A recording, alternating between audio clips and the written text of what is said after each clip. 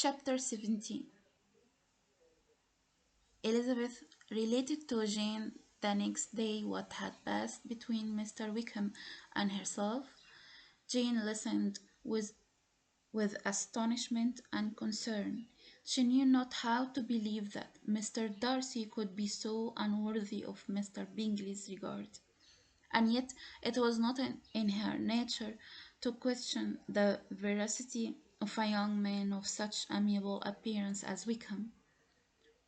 The possible the possibility the possibility of his having endured such unkindness was enough to interest all her tender feelings, and nothing remained therefore to be done but to think well of them both, to defend the conduct of each, and throw into the account of accident or mistake whatever could not be otherwise explained.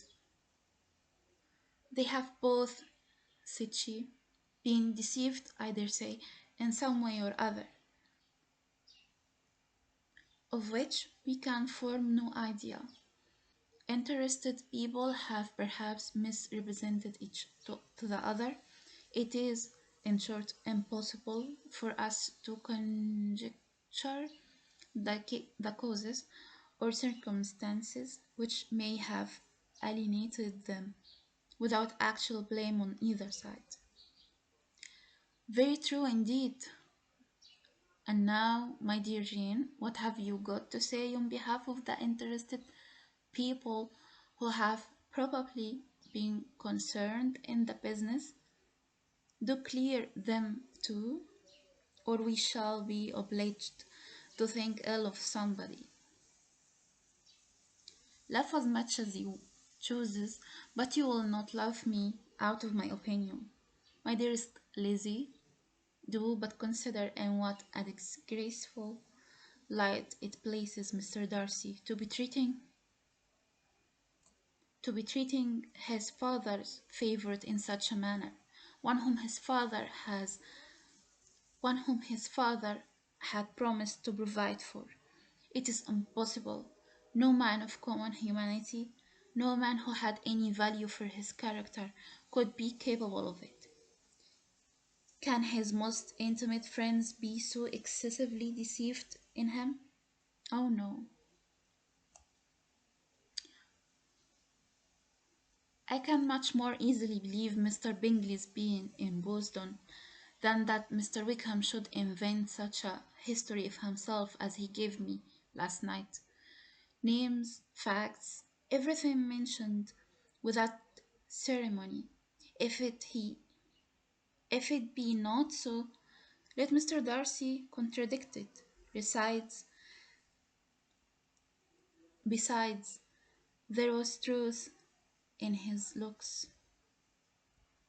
It is difficult indeed. It is distressing. One does not know what to think. I beg your pardon. One knew exactly what to think. But Jane could think with certainty on only one point, that Mr. Bingley, if he had been in Boston, would have much to suffer when the affair became public. The two young ladies were summoned from the shrubbery where this conversation passed by the arrival of the very person of by the arrival of the very persons of whom they had been speaking. Mr. Bingley and his sisters came to give their personal invitation for the long expected ball at Netherfield, which was fixed for the following Tuesday. The two ladies were delighted to see their dear friend again, called it an age since they had met, and repeatedly asked what she had been doing with herself since their separation. To the rest of the family they paid little attention, avoiding Mrs. Bennet as much as possible, saying not much to Elizabeth, and nothing at all to the others. They were soon gone again, rising from their seats with an activity which took their brother by surprise, and hurrying off as if eager to escape from Mrs. Bennet's civilities.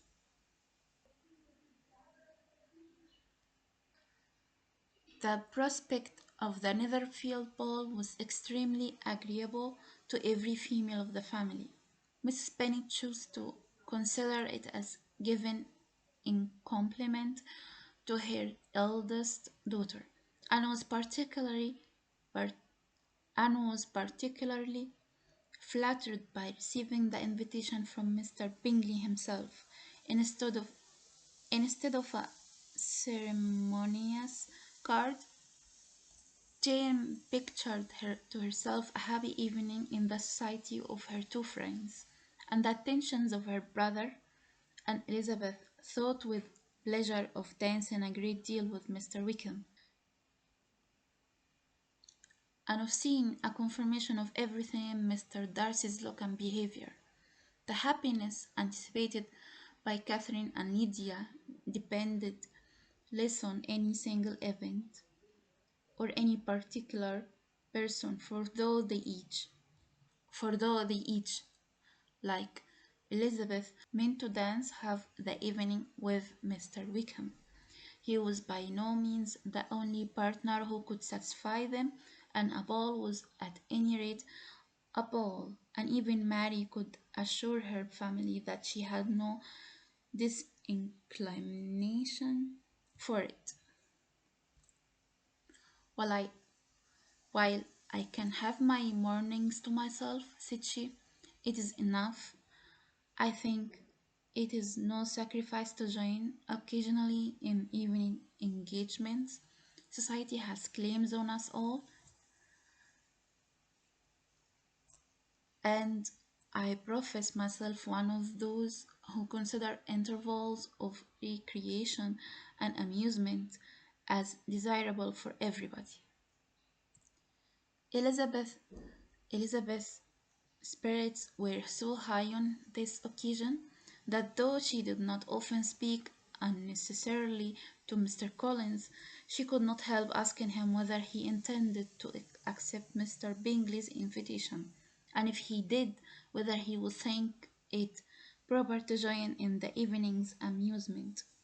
And she was rather surprised to find that he entertained no scruple whatever on that head, and was very far from dreading a rebuke either from the either from the Archbishop or Lady Catherine de Bourgh by venturing to dance. I am by no means of the opinion, I assure you, said he, that a ball of this kind, given by a young man of character to respectable people, can have any evil tendency, and I am so far from objecting to dancing myself, that I shall hope to be honoured with the hands of all my fair cousins in the course of the evening, and I take this opportunity of soliciting yours, Miss Elizabeth, for the two first dances especially, a preference which I trust my cousin Jane will attribute to the right cause and not to any disrespect of her for her, and not to any disrespect for her. Elizabeth felt herself completely taken in. Elizabeth felt herself completely taken in.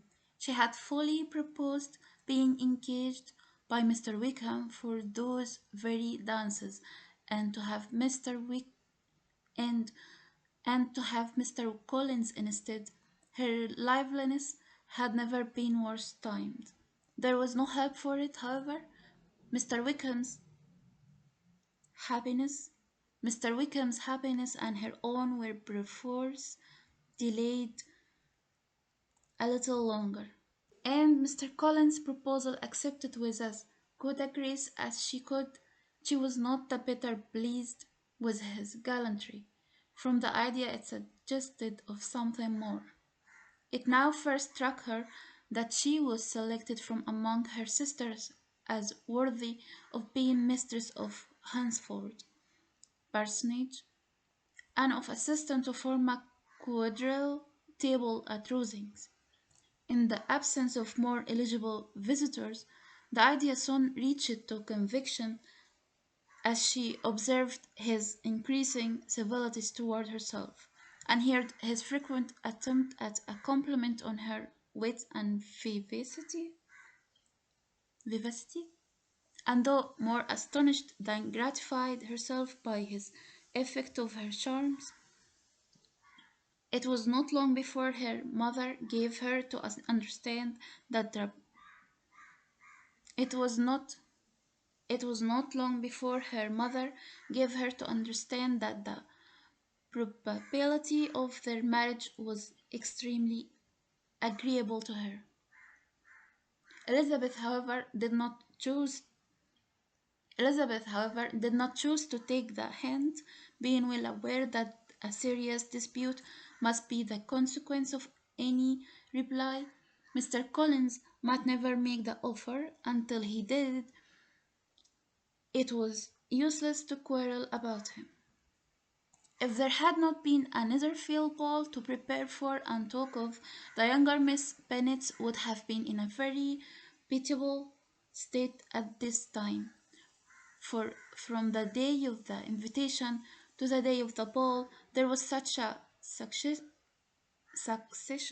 of rain as prevented their walking to Meryton once. No aunt